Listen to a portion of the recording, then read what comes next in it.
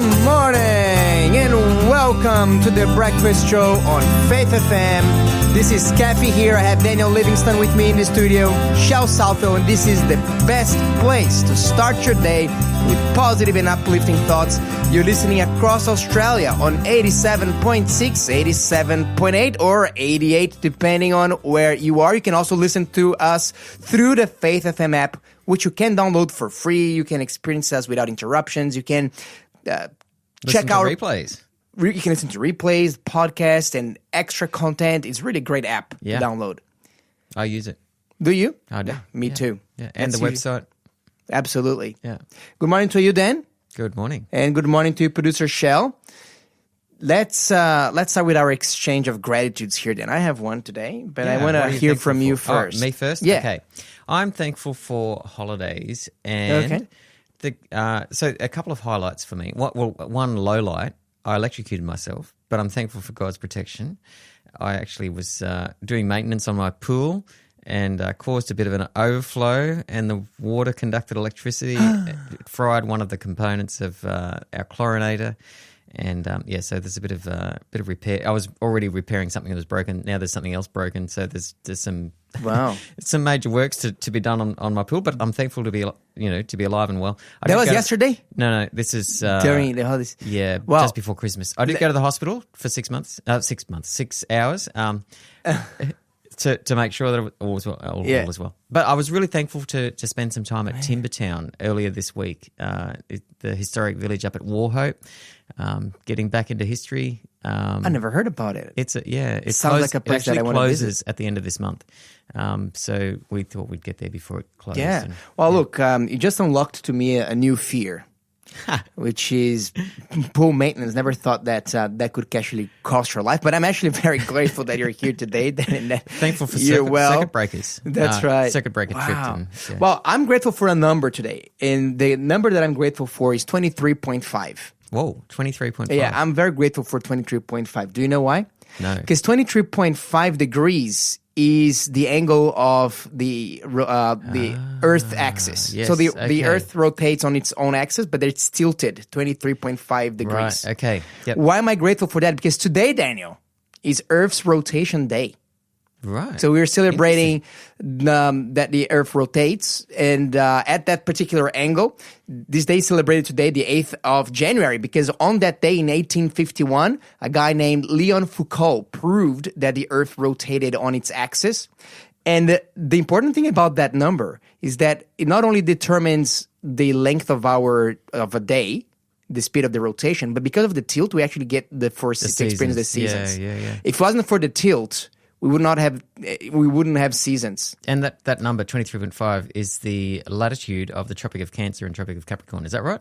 No, the 23.5 is the tilt. It's the tilt, but it also defines the tropics, the Tropic of Cancer and Tropic of Capricorn. Yeah, I'm pretty sure. That makes sense. I'll check it. I'll Google it, but I'm pretty sure. I'm very grateful for that occasion. Otherwise, we would never have seasons. It would always be the same temperature. That would be a little bit boring, in my opinion. Yeah. And if it was a bit more tilted than that, we would freeze. We would freeze during the winters. We would burn in the summer. So it's just at the perfect angle. Perfect. Yeah.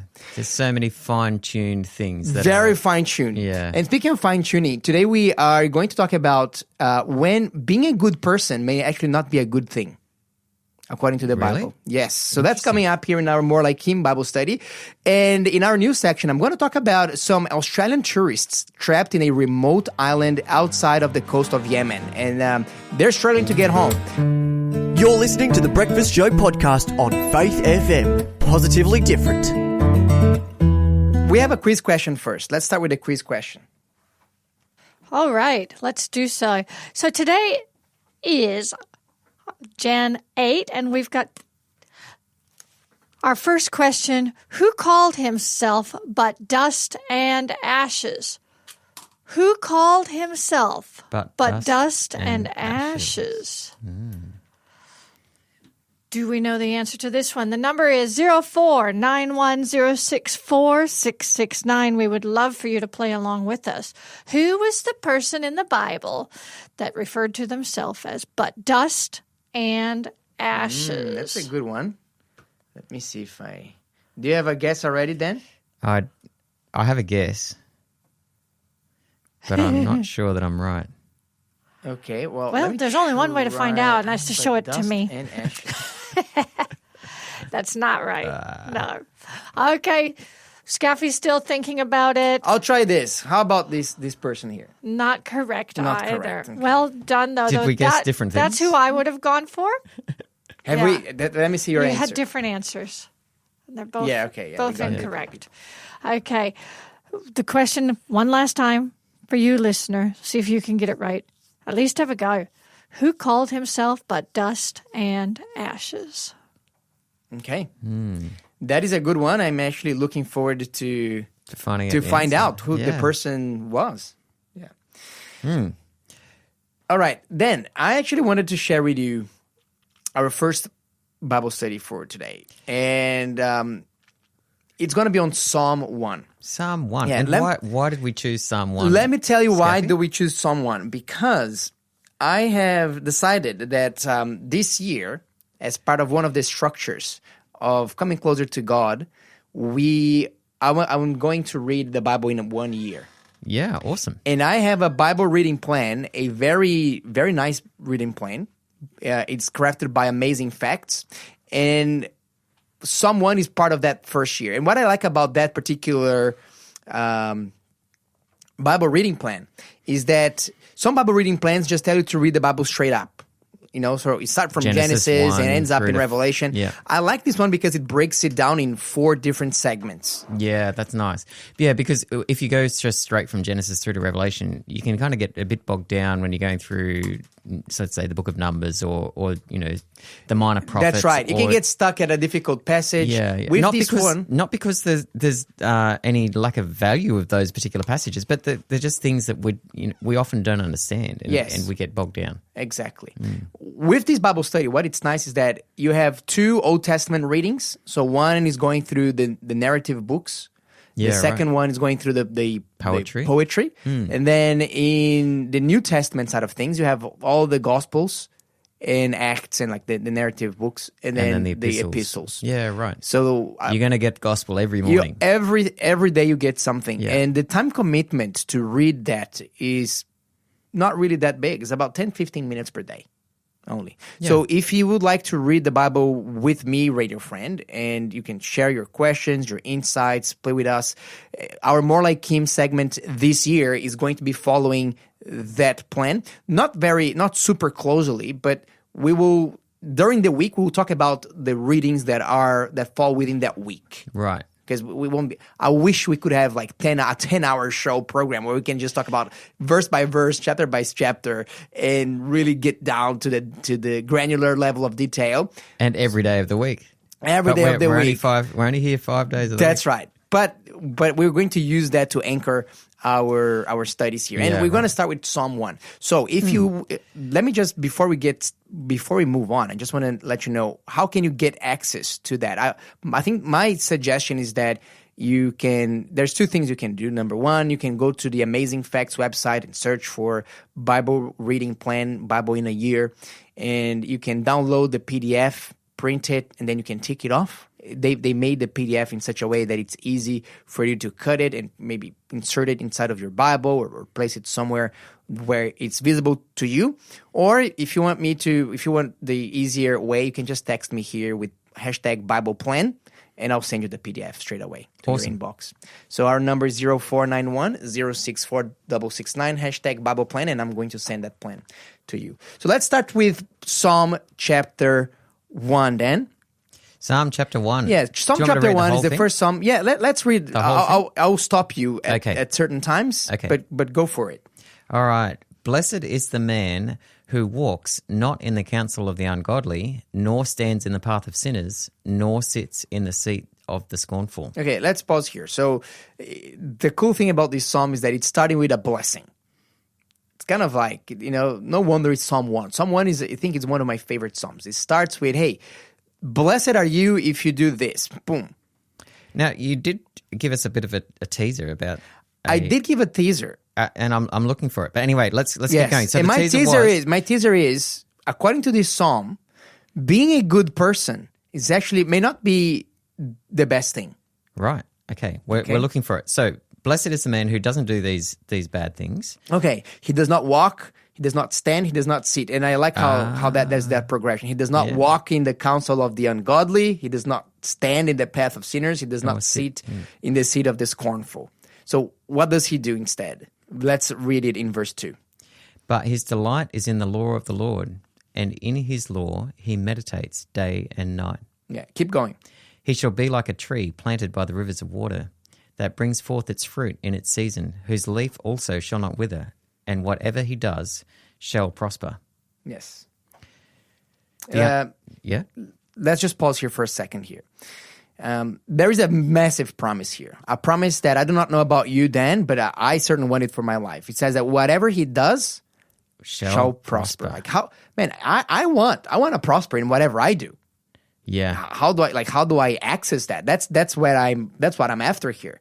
I want to be the kind of person that will prosper in everything that I do. Not only that, but also I want to be able to bring forth fruit in the right season. Let me give you a little illustration of that idea of being a tree planted by the rivers of water.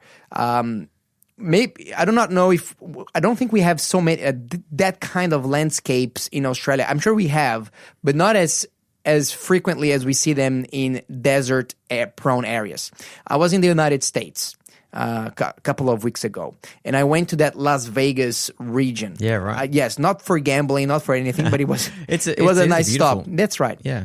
It's a beautiful area. And over there they have a national park called the Red Rock Canyon National Park. And I took my family, my children, my wife, and we went for a hike there. Nice. And it is beautiful. The landscape is very dramatic. It looks like you're in another planet. Everything is very desertic. So, imagine the rocks and sand and dirt, very few trees. Actually, you're only seeing small shrubs. That's the vegetation. Right. However, one of the trails that we took called the Pine Brook Trail, and it called Pine Brook for a reason. There was a little brook with pines growing next to it. Of it. But what is very interesting is that it was not a very great brook. It was perhaps the width of the brook was like maybe 1 meter. And it was flowing? It was flowing. Right. The water depth would be maybe like 30 centimeters or so. Yeah. Not super deep. However, in the entire landscape, you could see a very distinct line of trees. And I'm not only talking about any kind of tree. I'm talking like really tall trees, like 30 meter high trees. And these trees, they were green, evergreen. We were like in the middle of the dry season. A lot of that area, you could tell that hasn't seen rain for ages. However, in that place, in the middle of the desert, I can see this lush micro mini forest that was growing beside that brook. And when I was contemplating that scene, I realized, man, this is what Psalm 1 is talking about. I bet that David was walking one day in the desert. He was probably shepherding his sheep, and then he realizes, wow, man, like how is the case that in such a dry area we have lush, beautiful, evergreen trees growing just because they are siding a small river, a small brook. Yeah, right. So that's the image here. Yeah. He shall be like a tree planted by the rivers of water. Yeah. Bringing forth its fruit in its season. Yes. So how do we get that? Let's keep going here. Well, it says if he delights in the law and meditates in it day and night, and if he puts God first, that's the key to... That is the key, and we're going to get there in a second. But let's just kind of finish reading that psalm here from verse 4 to 6, because I have to tell you why I think that actually being a good person is not necessarily a good thing. Right. I'm curious. Okay, let's get there. The ungodly are not so, but are like the chaff which the wind blows away. Therefore, the ungodly shall not stand in the judgment, nor sinners in the congregation of the righteous. For the Lord knows the way of the righteous, but the way of the ungodly shall perish. Okay. So we see here two categories of people. What are the two categories of people that this passage is talking about? The righteous and the ungodly. That's right. The righteous and the ungodly. And the reason that I said that being a good person is not necessarily the best thing, or sometimes not even a good thing, is because there is a better category than being a good person. And that's which being a is righteous being person. righteous. Right. The Bible never actually talks about good people. Yeah, And interesting. Yeah, for yeah, that's some reason, when the Bible is talking about someone that is like, quote unquote, what we would think it's talking about a good person, it's talking about righteous. But there is a abysmal difference between a righteous person and a good person. Well, let me just backtrack there. Perhaps not abysmal, but crucial. Yeah, right. Because we grew up with that concept, I want to be a good person. I actually spoke to so many people in my lifetime, and a lot of them, they're not believers, and they say, look, but I'm a good person. Yeah, I'm a right. good person. And when people think about they're a good person, how are they judging if they're a good person or not? Well, they'll say, look, I don't do harm to others. And that's great. There's definitely an intersection there between a righteous person and a good person. If you're not intentionally causing harm to others, going out of your way, Right. to push it. So, okay, all right, well, I'll give you that. Okay. Well, that's debatable in itself because there's so many things that we do where we may not be setting out to harm somebody as the sole purpose of what we're doing, but just by being selfish, that's harming others. Yes, like prioritizing. I agree. So, but let's give the benefit of the doubt. It's a tall claim to say I'd never harm people. That's right, but it is a tall claim. But let's say this is what people are just saying. Like this is what we say in our heads, right? Yeah. This is the category of what is the good person. The good person, I'm not going out of my way to intentionally harm others. I try to be responsible. So we equate being a good person to being responsible. So you're waking up, you're going to work, you're doing your things. You're not being a burden to someone else. For free, so to speak, right? Freeloader. So yeah, sometimes like if you cannot work for health reasons and so on, that's a different category. But I'm talking about like an able-bodied, able-minded person. You say, they can say, I try to help when people are in need. So, your car broke down or a stranger's car broke down, I'll go there and help. I'm being a good person. I'm being a generous person sometimes, I'm giving back, people knock on my door and they say, hey, we're collecting some money for this charity, for this project, for cancer research and, life-saving, whatever it is. I'm giving some. I'm a good person. And if you want to throw in something in the mix of what is a good person, it's okay. I care for my family. Like I feed my kids, I clothe them, I'm nice to my wife and vice versa. This is usually gets in the category of being a good person. But being a good person does not make you a righteous person. Right. Necessarily. Yeah, right. Because so what is being a righteous person? There is a crucial difference here. And this difference, if you get that difference, I think that this is a life-changing goal. Because then you will be able to truly prosper in all things. And then you'll be able to truly be able to yield the right fruit at the right season. Interesting. At the right time. So what is it? So what is it? What's this key? So the key for being a righteous person is this, in verse 2. Read it again for us. But his delight is in the law of the Lord, and in his law he meditates day and night. Okay, let's pause. This is, I believe, the crucial difference between a righteous person and a quote-unquote good person. It's very debatable. When actually, when Jesus said that, nobody's good. Like from God's perspective, we're all evil. Yeah. We're not all wicked, but we're all evil in that we don't really know how to do good according to the high standards that love require. Right. But that's a story. That's a little bit more advanced topic. We're not going to get into that for now. I just want to throw it out there. But I want to talk about the difference between a righteous and a good person. And the righteous person, and notice this, it doesn't say that he delights in the law of the Lord. Because a good person can also delight in the law of the Lord. Actually, Jesus spoke about a parable, the parable of the sower. And one of the categories of people described into the parable of the sower was someone that receives the word of God gladly. He compared them to a seed sown in a shallow surface, shallow soil, amidst the thorns. And so they receive the word of God with gladness, but then, life comes, life happens, and business happens, and there's distractions, and there's the cares of life, and all of a sudden, the fruit that God was trying to create in that person's life is choked, and it never presents itself. So the Bible doesn't say that he delights in the law of the Lord, but it says that his delight, singular, is in the law of the Lord. Right. This is the ultimate. Focused. No, Yeah. this is the ultimate thing. So Yeah. if you're like, what is your ultimate delight in life? For the righteous, it's the law of the Lord. Everything else comes secondary to that. Right. Yeah.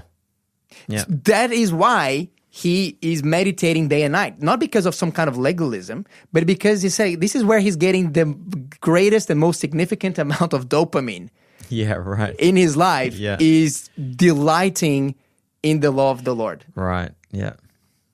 Yeah. And we're going to continue understanding and unpacking that, especially saying like, hey, why am I not prospering in my life? How do I know if I'm delighting in the law of the Lord? How does it work? Why just delighting in the law of the Lord can cause all of these amazing positive things, including prospering in all things? We're going to continue that.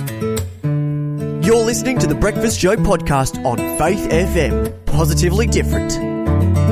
We are exploring here now, why are you not prospering in your life, in all things? And why sometimes being a good person can actually stop you from being a righteous person, which is a much better category than being a quote-unquote good person, if that things even exist. Because from a Bible perspective, it's very debatable. I would probably say in God's eyes, there's not such a thing. But we will explore that. We will unpack that even more. But before we do so, we have a quiz answer to give because I could not get it right this time. So producer Shell, can you please tell us who said that I am just bones and dust? What was the... Dust and ashes. Dust and ashes. Dust and ashes. I he said referred to Job. himself as. And I said David. Yeah. Well, Job did say that he repents in dust and ashes, but he didn't refer to himself as dust and ashes. Mm-hmm. So the person who referred to himself as dust and ashes was Abraham. Oh, really? Yeah, in Genesis chapter 18. Okay. Right. Okay. Wow. Very Yeah. cool. Fantastic. Thanks for that, producer Shell. That was a great one. All right. What about the next quiz Our question? next quiz question. What did Barnabas sell so he could give money to the apostles? What did he sell so they could give money to the apostles? We got a correct answer from Livo. He's got that one in. Well done. 0491 064 669 is our text line. He wanted to help out the apostles, so he sold something of his. What was it that Barnabas sold? Look, I don't know. I don't remember. I never really paid attention to that detail. Can you believe it? I'm sure that if you know it, it's because you have a relationship with that story. Maybe you heard a sermon, maybe you meditated about that one. Look, you've asked a couple of challenging questions this morning.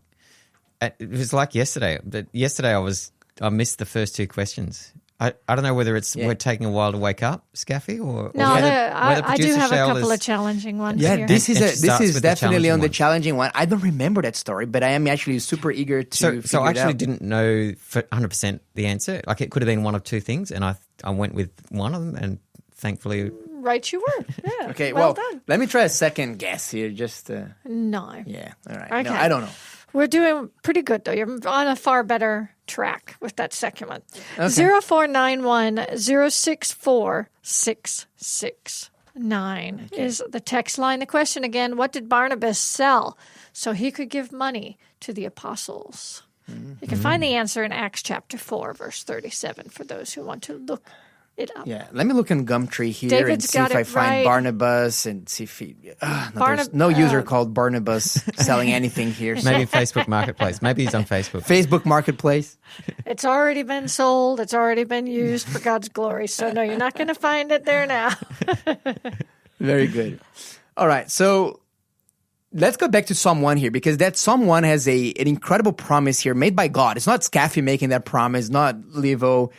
It's God. And he says, look, the man or the woman that has their delight in the love of the Lord shall be like a tree planted by the rivers of water that brings forth fruit in its season, and whatever he does shall prosper.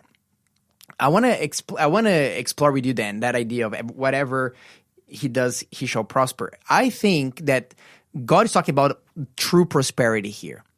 Yeah, what's true for prosperity? Is it a return on investment of more than 5%? You know what? That's a good, that's a good point. Maybe it includes that. I would suggest that true prosperity is a prosperity. It is spiritual, It is relational, meaning relationships, family, work, friends, and everything. But there is also material element to that. So I'm talking about ultimately the true prosperity will bring forth a fruit that is very coveted, which is perfect peace. Right. But I want to talk to you a little bit about the material side of things, because I think that everybody can say how, yes, if you are in harmony, at home with your wife, with your children, or if you're divorced, maybe with your ex spouses, or in your neighborhood, I think that everybody can agree that this is desirable. Right. Spiritual speaking, look, this is a Bible-based program. I think that most people that are turning up today want to know that there is an importance in having a spiritual bliss. Having a clear conscience with God and feeling loved by God and so on. So I don't want to expand on that one. I actually just want to talk really briefly here about the material side of things. Because people can be accusing me of saying, hey, Skafy, are you now becoming a preacher of the prosperity gospel? You're saying that are you saying that if I delight in the law of the Lord, if I'm reading the Bible and meditating on it day and night, that I am going to, become a millionaire, a billionaire? Is that what you're saying? Say, this is not exactly what I'm saying, but what I'm saying is that it does involve material bliss as well. And let me explain to you how. Think of the Apostle Paul for a moment. Was he a righteous man? Yes. Yes, of course. You see the fruits of his life. It's like, wow, this man was used by God to touch billions and billions of life. Did he own yachts and houses and the likes? Like, was he a millionaire from a material perspective? I haven't found that in his epistles. Yeah, no, he was not. However, he was free enough materially. He was wealthy enough. Let me use that word here. He was wealthy enough so that he could travel the ancient world just to preach the gospel wherever he went. Yeah, right. And he had a trade. That is like a level of freedom that if you want to experience that, like how many millions do you need to have in that bank account that you can just go around and travel and do God's will without having to worry? Well, you don't necessarily need millions in bank account. You need a community of believers who are willing to give. And this is it. So partly Paul was funded by the generosity of the Christian community. But then he was also a tent maker. So he also a tent maker. But I'll tell you this, if Paul was an overspender, if let's say that the church gave him an offering and the next day Paul would squander it with gambling or drinking or being careless or the latest style fashion, cloak. Yeah. Was he going to go far? Yeah, no. Was he going to be able to have the freedom to preach the gospel? No, because he was a good steward. He was a good manager. Why? Because his delight was in the law of the Lord, and the law of God does give us sound counsel to be good and faithful stewards of money, of resources. And we looking back at Paul's life and all of the influence and the accomplishments of his ministry, we definitely say historically, yes, he prospered. His name is it's absolutely known everywhere, and there are cathedrals all over the world named after him. You have to say he prospered, but did he die with $1 billion assets to his name? No, but what if we redefine material prosperity, like having everything that you need to fulfill the calling that God has for your life? Right. Yeah. Yeah. Is it right? This is how. So I am saying yes. I'm throwing in material prosperity, not in the same way that the world looks at it, but the way that the Bible looks at it. You having enough. Of everything necessary to fulfill your greatest calling. Yeah, an interesting case to evaluate this framework of seeing what prosperity is overall, but also the material element of prosperity is the life of Jesus. And was he walking in the counsel of the ungodly, in the path of sinners, or the seat of the scornful? No, he was definitely delighting in the law of the Lord and meditating in it day and night. And yes, everything he did did prosper, but yet he died on the cross and didn't have an asset to his name. The things that they were parting by lot at his death was just his clothes. His garment. Yeah. So, but he did say that, he said even as much as, foxes have holes and birds of the air have nests, but the Son of Man has nowhere to lay his head. But he had friends and he had places to stay. He was looked after. His ministry was enabled because he was delighting in the law of the Lord, and material needs were met through him just focusing on the mission that God had sent him, that he was sent into the world to achieve. And material constraints or blessings were, that was secondary. And did Jesus prosper? And the answer is a resounding yes. Absolutely. If you look at, it reminded me of Isaiah 53. In verse 11, it says here, I'm talking about the Messiah, he shall see the labor of his soul. Verse 10, the pleasure of the Lord shall prosper in his hand. He shall see the labor of his soul and be satisfied. By his knowledge, my righteous servant shall justify many, for he shall bear their iniquities. Therefore, I will divide with him a portion with the great, and he shall divide the spoil with the strong, because he poured out his soul unto death, and he was numbered with the transgressors, and he bore the sin of many and made intercession for the transgressors. Because the currency of wealth in the kingdom of heaven is people, it's human lives. Yeah. And Jesus was the one who prospered the most. Because, that's an awesome verse. It uses that word prosper it is in the context of Jesus dying on the cross for taking our sins. But the currency in the kingdom of heaven is human souls. That's the currency. Absolutely. That's what he is in Christian experience. Yeah. That's why Jesus prospered. So this is why being satisfied of, hey, I'm a good person, this is why it's so dangerous. Right. Yeah. And this is why, sometimes people, you might be listening to me now, radio friend, and thinking, hey, why do I keep working and working and working and my bank account is always empty? Why am I trying, but I keep getting frustrated in my relationship with my wife, with my kids? Why do I keep trying, but my health has gone from bad to worse. My energy levels are low. I'm feeling exhausted, and the little energy that you have, it's being dissipated in silly addictions. That does not add anything to your life except for a couple of seconds of dopamine. Yeah, right. So the problem with that is, it's not because, some people would say, oh, because you're lazy, because you're dumb, because you don't know. No, I'll say, look, I actually don't think that's the problem at all. The problem is because you have a wrong belief that you only need to be a good person. And you're settling for that. Because being a good person is trading on human power. Being a good person, we're comparing ourselves with human beings. Being a righteous person, we are trading in God's power. Right. Being a righteous person, we're comparing ourselves with the standards of heaven, not with the standards of this earth. If using the human standard, am I a good person? Well, I'm going to twist that a little bit. We're all good people. And you know why we're all good people? We're created in God's image. Yeah.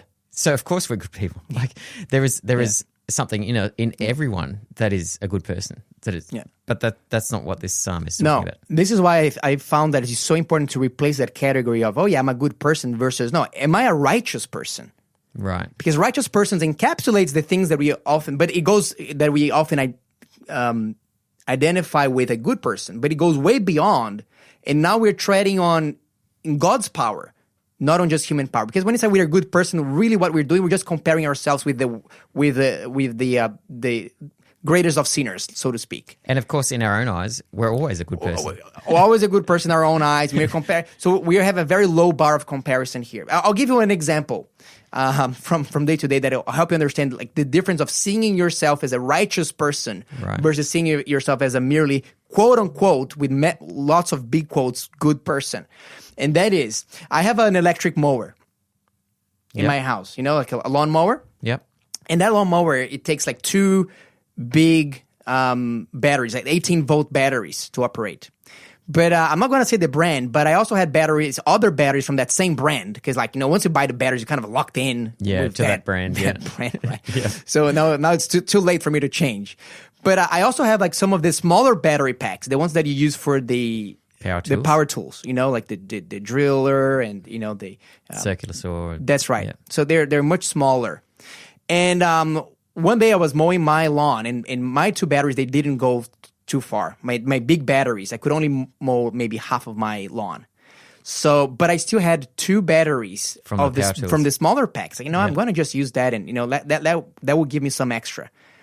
As soon as I used those 2 smaller batteries, guess what happened? I got a power loss for about like 50%. Yeah, right. Already. Plus, it didn't really last me like 2 minutes, and they were already drained. Yeah. Why is that? Well, because there's a difference of voltage there. And I think that in the spiritual sense, when we satisfy ourselves with labeling ourselves as being I'm just trying to be a good person, is like trying to do the job with a small battery.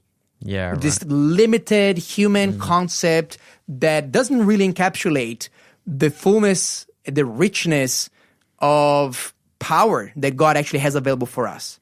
But when we start seeing ourselves and praying to God, God, I actually want to be a righteous person.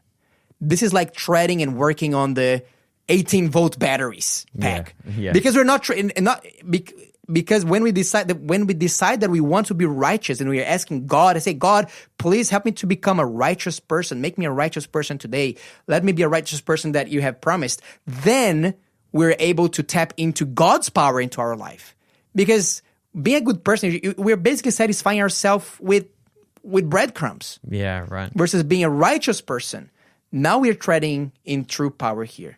Yeah. And as I mentioned, as the Bible says here, how do I become? Well, the first element is like, if your delight is in the law of the Lord. What a great Bible chapter. It's a great Bible chapter, to start right? the year with, yeah.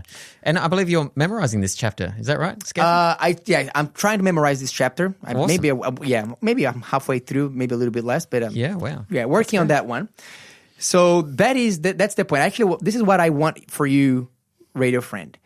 If you want to see and to experience for yourself what is true prosperity, you've got to be a righteous person, because true prosperity God is reserving for the righteous. Not me saying, this is from the Bible. And the number one element of being a righteous person is not doing anything, but it's delighting into something and making your delight the law of God. The law of God being both the Word of God and putting in action the Word of God. You're listening to the Breakfast Show podcast on Faith FM. Positively different. And we're talking here about how being a righteous person is 100 times better than settling for being a quote-unquote good person. And this is it. How being righteous is the key for real prosperity. Prosperity that comes from the hand of God.